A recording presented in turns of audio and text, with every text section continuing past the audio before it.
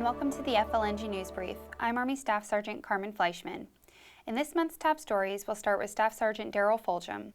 As soldiers of the 779th Engineer Battalion gathered at the National Guard Armory in Tallahassee, Florida for a change of command ceremony. Outgoing Commander Lieutenant Colonel Kevin Bacard passed command of the battalion to Lieutenant Colonel Ralph Klein. We have the right kind of equipment and the right kind of training. The engineers have the search and extraction part of SURF-P, and so we have 50 personnel that are always certified to respond if that need should arise. And so you look at some of those capabilities that we've honed and perfected over 2.5 years of my time in command. That's what I'm proud to leave behind. Lieutenant Colonel Klein, who previously served as the operations officer for the 779th, is looking forward to taking command. I'm humbled at the opportunity to do this, and I appreciate General Calhoun and Colonel Chauncey's confidence in me, and hopefully, take the battalion to the next step and be able to continue the good work that the previous leadership has left me. From Tallahassee, Florida, I'm Army Staff Sergeant Daryl Fulgham, 107th Mobile Public Affairs Detachment. Family members greeted the soldiers of the 1st Battalion, 265th Air Defense Artillery Regiment following a year-long deployment to Afghanistan in support of Operation Freedom Sentinel. As they came off the plane at the Daytona International Airport, some carried personal items while one of the soldiers was lucky enough to bring home the flag of Florida. The flag was presented to the unit by the governor last year during their deployment ceremony. It was present in the photo taken of them at Fort Bliss, Texas for their pre-deployment training. It was then flown over the headquarters in Afghanistan and finally brought back home with their unit earlier this month. As one unit was coming home, another was getting ready to depart. Sergeant Deborah Cook spoke to the daughter of an airman with the 202nd Red Horse, who hopes to be an airman herself by the time her father gets back.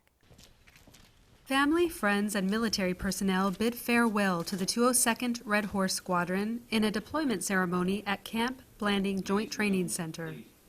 Major General Calhoun, the Adjutant General of Florida, gave the opening comments. The 202nd Red Horse has a proud history of service, which includes multiple state active duty mobilizations for hurricane response in Florida, as well as support to other states. After the governor gave his remarks, the Florida flag was presented.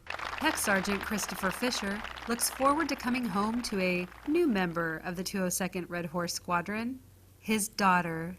Well, I leave for basic training here soon, hopefully soon, and I don't know the exact dates yet, honestly, and Dad's getting ready to deploy, and hopefully he'll be there for my graduation. Not sure though, and we're crossing our fingers. Reporting from Camp Blanding Joint Training Center, I'm Army Sergeant Deborah Cook, 107th Mobile Public Affairs Detachment. And finally, A.J. Artley follows the competitors of the 2016 NCO Soldier of the Year competition. Once you hit there, you know you're at 3.2 miles out of 6. By the light of a Humvee, 7 soldiers get some last-minute instructions before their first competition. At 0630, they take off into the darkness, and the 2016 Florida Army National Guard NCO Soldier of the Year competition begins. For most of the ruck march, they'll wind their way through the roads of Camp Blanding in the dark. Then shortly after sunrise, Specialist Manuel Vallejo is the first to finish. There was just enough time for a good Army breakfast before the day seemed to kick everything into high gear. First, it was off to the rifle range to make sure the weapon you have is zeroed. Grab 40 rounds at the next range and get ready to fire your weapon from the prone, supported, unsupported, and kneeling positions. Then head over to the FOB to perform a function check on a rifle. Approach a barricade and toss a hand grenade at a target. Although the saying goes, close only counts in horseshoes and hand grenades, in this case, the closer, the better. Apply a tourniquet to a lifelike mannequin, read a map to determine your 8-digit grid coordinates, assemble a SINGAR's radio, find the right frequency, call in a 9-line medevac, litter carry another mannequin on a skid. Clear, disassemble, and reassemble a 9mm. And finally, get in your military dress uniform and wait your turn to sit in front of 3 sergeants major, yes, that's how you say it, to be grilled with 40 questions like this. If you would for me, define leadership. Is not an answer. And that is just the end of day 1. I spoke with Staff Sergeant Travis Ugarte earlier in the day. This is his 3rd time competing in the last 6 years, and although he wants to win, he still has time to advise the other soldiers on ways they can become better competitors. Just don't overthink things, slow down, focus on the task at hand and exactly what they're asking you, and just go through with it. Soldiers get set. Begin. At 0530, day 2 begins with the standard Army physical fitness test of push-ups, sit-ups, and the 2-mile run.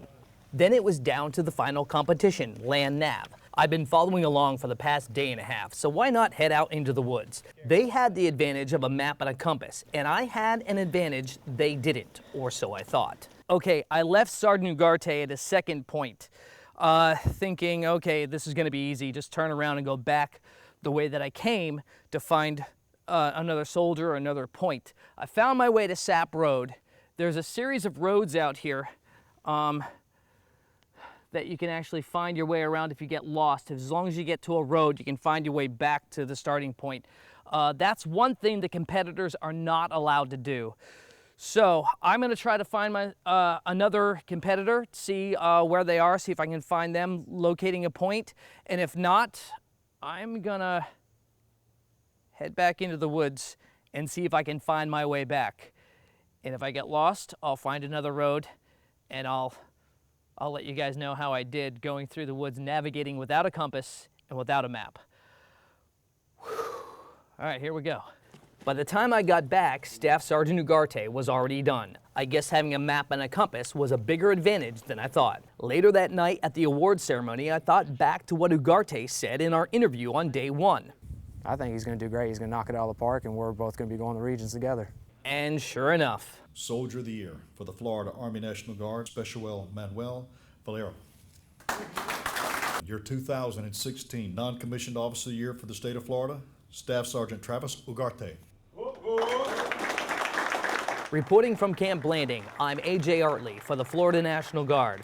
Always ready, always there. That's all for your FLNG News Brief. From the Florida National Guard Public Affairs, I'm Army Staff Sergeant Carmen Fleischman. See you next time.